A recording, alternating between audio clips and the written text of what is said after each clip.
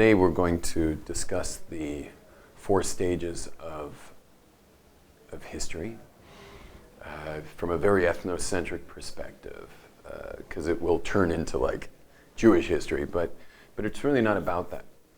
What I'd like to share is that when it comes to creation, the whole point of creation is relationship. We don't know why God decided to create the world, but one thing we do know is that he created it to, now that we're here, he created it that we would like scratch through the surface of physicality and like, hey, something made this place to have a relationship with God. And whatever that means. We don't have the patent on the relationship with God. You can have, a Jew in Jerusalem praying at the wall with a relationship with God, and you can have a Gentile staring at his parched cornfield in Louisiana, midnight, the little sliver of a moon going below the parched corn as he cries to God for water. There's no, we don't have the patent on that. The whole point of creation was that humanity would have a relationship with God. That's why God created the world. That desire of having a relationship with creation failed for the first 2.5 millennia.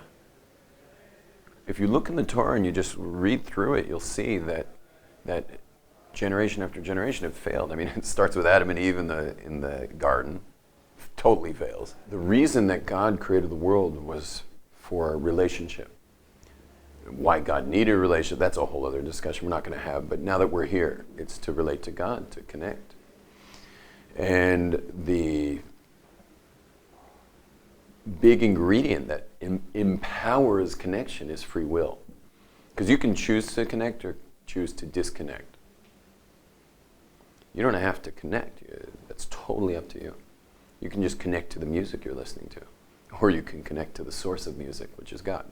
You can connect to the sun and sunbathe, or you can connect to the source of the sun and bathe in the sun. I grew up surfing all those years. I could have been totally connecting to like the source of the waves and the source of the sun and the mountains, and like it would have been awesome.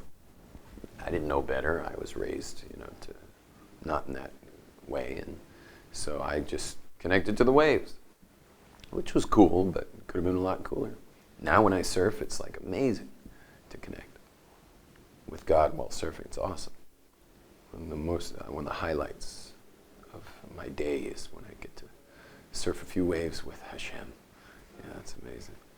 Anyway, but because God put so much free will into the system that you could choose to connect or disconnect, so God basically set himself up for failure, and fail he did, generation after generation. Adam and Eve chose to rebel. Things didn't go so well with Cain and Abel. 10 generations later, you have like pure idolatry and what's called financial treachery, which in Hebrew is called Hamas. Hamas is financial treachery.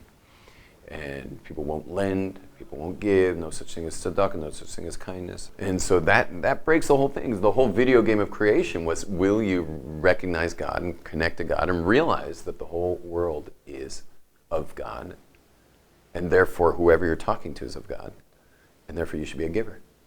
At least lend. If not, just give outright. This whole video game is set up for that. We're in a game to see if you'll give or take. And when you recognize God, you become a giver. But it failed generation after generation. And so God destroys the world with flood. At the 10th generation, the generation of Noah. But then we're back, after the flood, and it's like things just go wrong all over again. Tower of Babel. We're going to fight God. We're going to assert ourselves. We're going to build the towers of Manhattan. We'll show our how we can assert ourselves over nature, over creation. And it just keeps going like that. And then 10 generations later, pure idolatrous culture again. And now at that point, 1,948 years had gone by, 1948. Which is basically 2 millennia of failure in God's plan. When God just said, you know what? this ain't working. It just doesn't work. It didn't work at the beginning, didn't work since Noah. It doesn't work, and now we're at the 20 generation mark. And at the 20 generation mark, God decided to just cancel plan A. Plan A, as we just described, was God relating to humanity. It was the point of all of creation. God created the world, that humanity should have a relationship with God. But plan A ended after the second millennia, or 1948, at the birth of Abraham. Abraham was born 1,948 years after Adam, and Abraham's, it was a path he went on, a journey he went on. You could certainly say that God created Abraham specifically to get this job done. God created Abraham. Or Abraham created Abraham. Depends how you want to look at it, because from age 3 till 25 was a journey of discovery of God. And God ultimately had this plan that through Abraham was going to be the beginnings of Plan B. Plan B begins with Abraham in that he discovers God. He then marries Hagar, who has Ishmael. Abraham then marries Sarah. But what happens is God's going to now do a breeding process from Abraham in order to have Jacob. And the breeding process is going to first breed out Ishmael, who represents 20 generations of chesed. And then there could be an Isaac, who was born from Sarah. And then he bred out Esav, who represents 20 generations of misused Gevurah, in order that there could be a Jacob, who is Tiferet. And without going into all the 10 spheros and explaining what that's all about, the main thing is that there was going to be a Yishmael on the right side, and there's going to be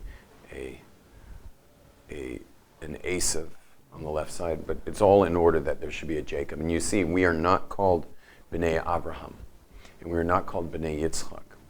We are called B'nai Yaakov, or B'nai Yisrael. His other name is Yisrael. Now, this plan B is just getting started, because Jacob's now going to have 12 tribes. Those 12 tribes go down to Egypt. In Egypt, they go through transgenerational slavery, only to come out of Egypt, to cross the sea of reeds that is split for them in a miraculous way after the 10 miraculous plagues, and to make their way up to Mount Sinai. And at Mount Sinai, the point of it all, and let me mention that the transgenerational slavery was that so they would serve forever.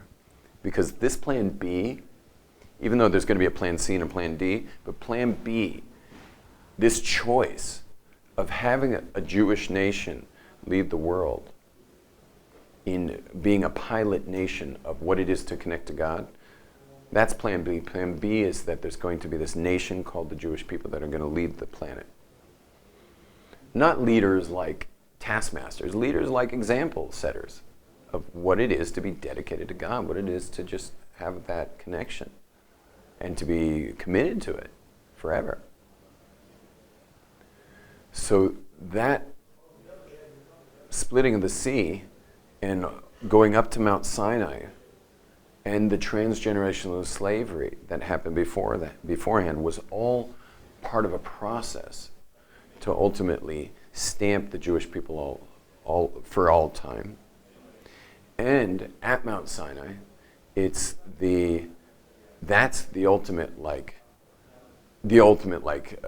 culmination or pinnacle of the stamp, where God just sliced through all of creation and broke through everything of the physical laws and gave the Jewish people at Mount Sinai a full view of the spiritual world.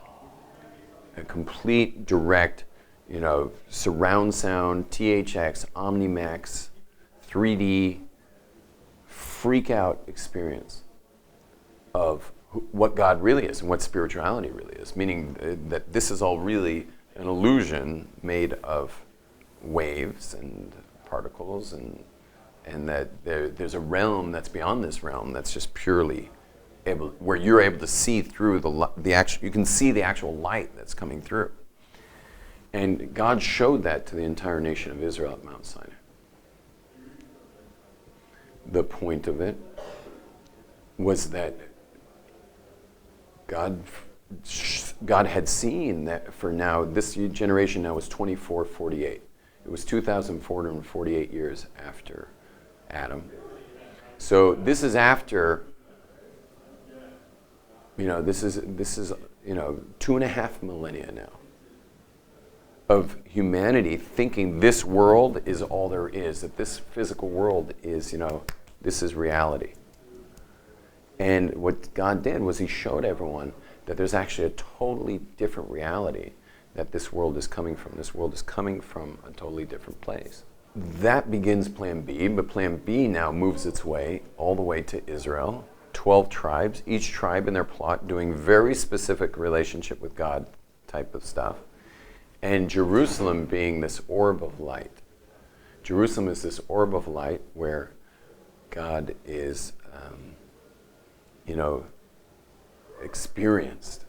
And Gentiles have no idea this is going on intellectually, but somehow it's like shooting, like it's like a portal, like the Temple Mount is like a portal where God's light is shooting down this system of parallel universes, all those universes that the Jews got to see at Mount Sinai. It comes down and down and down. It finally hits the zodiac, the stars. The stars then have these are constellations that have their flow. They're called mazalot in Hebrew, mazal, which means to flow. And then that's flowing down and funneled into the Temple Mount, which is like this giant orb of light for the planet. And this is Plan B, is that you're going to have this holy nation doing this amazing thing here in Jerusalem, and it was amazing. There were periods of time where the whole world recognized the awesome, reality of Jerusalem. Everyone knew it. Like in King Solomon's time, it was so clear that the whole world was bringing their offerings to Mount Sinai. The whole world was bringing their offerings to Jerusalem, to the Temple Mount, to the temple in Jerusalem. Anyway, this was Plan B, and it should have worked out great, except that the Jews didn't do a very good job, and we blew it. And God decided we kind of had a warning in the first temple. We got slammed by Nebuchadnezzar, the king of Babylon, and went into a 70-year exile in the Persian Empire, which culminated in the Purim story. We came back for the second temple period, which was like our last chance, and we blew that. The majority didn't even come back, and so it was like hardly touched the first temple period in its effectivity or efficacy, you could say, and then that was slammed. And what God basically did was he just like blew that orb of light in Jerusalem to smithereens. Just went like, and then the sparks of light went into each Jew, and they were in there anyway, but imagine the orb of Jerusalem now is, all that light is in each Jew, and those Jews now go into exile, and that begins Plan C. And Plan C is the third stage of history, where Jews go out into exile wherever we go, and we carpet bomb the planet. We carpet bomb the planet with God awareness, which is known by historians as ethical monotheism, where we basically civilize the planet with our culture of connection to God. Back to the connection to God thing. No decadence, just like God is the king, and we all went into exile and lived our Judaism out in exile. And we didn't really, it's not like we were doing public addresses to the Gentiles. The Gentiles weren't interested in us. But we were living in our ghettos, and we were living in these like highly holy, communities. Jews were in these holy communities, and they were they were living this sanctified life and totally literate in cultures that were completely illiterate, all the way up to the aristocracy. And we were all literate and godly people. And what happened was any country we went to would wax rich. They would do very well financially. Every country we went to did very well financially. And what happened was the neighboring countries would be very jealous of us. Neighboring countries would be like, we want those Jews. Give us the Jews. But the country we're in wants to keep the Jews. But what would happen was we would infect them with a viral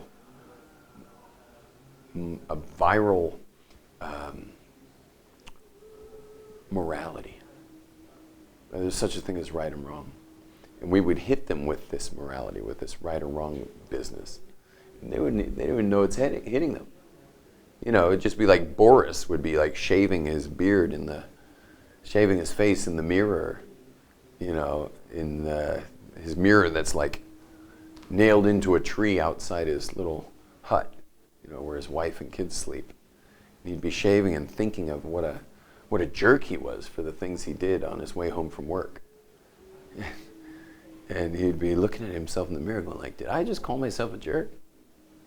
And meanwhile, Igor is like, 10 miles away doing the same thing and saying, wow, you're really dirty, says Igor to himself in the mirror. And then he's like, did I just call myself dirty? What's going on here? I'm doing exactly what my father did, what my great-grandfather did, all the way down the generations. But it only took a matter of time before the scholars of those countries said, why are we all feeling so guilty about our behavior all of a sudden? And it was just a matter of time before they realized it's the Jews. The Jews have infected us with conscience. Conscience, and when you don't listen to the conscience, because their society didn't listen to conscience, their society didn't barely have any conscience. Their society lived off conscience and therefore guilt. And so it's just a matter of time before the advisors would say to those kings, get those Jews out of here, and they would be expelled. Now, normally when someone's being expelled, you don't want them in your school, right? In the next school. But in this particular case, because that country had done so well financially, so the country next door was like, we'll take them. And so the Jews just moved right into the next country and did the same thing over again until they were thrown out of there and thrown out of there. And the Jews basically carpet bombed humanity. And that was Plan C. Plan C was to last for about 2,000 years. And after a while, and once you got to the 1800s, it was clear that the Kabbalists of Europe realized that it's over. Plan C is over, and we got to move our way back to Jerusalem. It's time to come back to Israel. And so the great Kabbalist and scholar, the Vilna Gaon, sent his students to Jerusalem. And the Baal Shem Tov of the Hasidic world, great Kabbalist, sent his students to Jerusalem. And in the 1800s, the Plan D began. Plan D is the redemption. Plan D is very interesting because those scholars that moved to Jerusalem were not the types of guys who were going to build Israel. They're not going to build Israel. They came to Israel to be in the Holy Land. It was the beginning of things. But it began a stream of aliyah, a stream of coming back to Israel amongst holy people, amongst scholars who were moving to Israel to experience their Judaism back in the Holy Land. Amazing movement, just basically out of the blue. What happened was, right then was the Industrial Revolution in Europe. And so with the Industrial Revolution, there was an amazing amount of technology coming out and mechanization, and all of a sudden, like, man was becoming like able to fulfill his desires to assert himself on creation, to create a name for himself, a security for himself, like to really implement in the world like never before. That was the Industrial Revolution. And in the Industrial Revolution, as man developed this ability to make his mark on creation, he eventually got to the it came to the point of the Enlightenment. And the Enlightenment, which in Hebrew is called the Haskalah, was the beginning of man basically removing from himself religion, which in those days in Europe was the church, and for the Jews it was Judaism, and so Jews left Judaism by year 1800. Jews were just jumping ship, leaving Judaism in droves, and it just got more and more and more, and it still continues today. And people were literally like dropping their mitzvahs. They were dropping the commandments. Kippah's coming off, payas being cut, tzitzis coming off, women taking off their head coverings, getting rid of their Judaism and totally assimilating into Western culture. And that's what they did. So it would look like it's all over, right? It looks like okay, you got these holy Jews moved to Israel. You got a couple other Eastern European Jews who like live in their shtetls, little fiddler on the roof Jews. Very little scholarship. But this large amount of Jews are bailing out. They're leaving Judaism. But all of a sudden, in the 1920s, they catch a buzz. And what's the buzz? They catch the buzz of Zionism. It started with Herzog. He says, we got to figure out an answer for the Jews. They're always being persecuted. What are we going to do with them? Should we send them to Uganda? He himself wasn't married to a Jew. So he was like, maybe Uganda would be safer. Where should we go? How about Israel? Oh yeah, maybe Israel. Let's flip a coin. So, that's how random it was for them. It wasn't about Israel so much, but then it became about Israel. Once they chose Israel, Zionism was it. And they came to rebuild the state of Israel. And people just started making aliyah, boats. And the British were running Israel, and they were just coming in on boats to Tel Aviv and just jumping off the boats and saying, here we are, time to build the state of Israel. And these people were not into Judaism at all. But they were here to do it, and they did it, and they did it, and did it. And then the Holocaust happened, which is a very interesting factor to the whole thing. And then in 1948, they finally declare independence. And they move on to and this is all Plan D. I don't know if you guys noticed that the Plan D is starting with the students of those holy Rabbis in Europe who sent their students here. And there were also Yemenites who sent their students to Israel at that time as well. That period of building the land of Israel is Plan D. It's the final plan, and you'll see it in the book of Deuteronomy. Everything I've been saying is all in the book, meaning Moses was already talking about all this when the Jews were going through the desert. But it finally hits the final part of the Torah where the Jews will be brought back to the land. That's Plan D, and that's redemption. Not just redemption for the Jews, redemption for the whole planet. The whole planet is going to come to its perfection. It moves on, they have the War of Independence, the Jews win, now they're in the land of Israel. After the war, all these Jews are coming back to the land. And the 67 battle, we get back our biblical borders, get back the Temple Mount, and then Jews are moving into Israel, and we are absorbing Jews from all over the planet. And all the Jews are coming back. This is all part of Plan D, which is redemption. And we're almost at the majority of Jews on the planet now. And ultimately, when we hit the majority and various other things get done, and history is going to continue coming to its climax. But we're all in Plan D now. So the whole exiled Jew is really over now. It's now about the Jew in Israel. This is where it all counts. This is where all the cameras are pointed. This is where the world's attention is focused, because this is where it's going to happen. We're in the most powerful times. You are going to see things that you're just not going to believe in your lifetimes that are going to happen right here in Jerusalem and in Israel for Plan D, which is the redemption of the Jews and the redemption of the entire planet, where the whole world gets once and for all that the whole point of creation is just a relationship with God.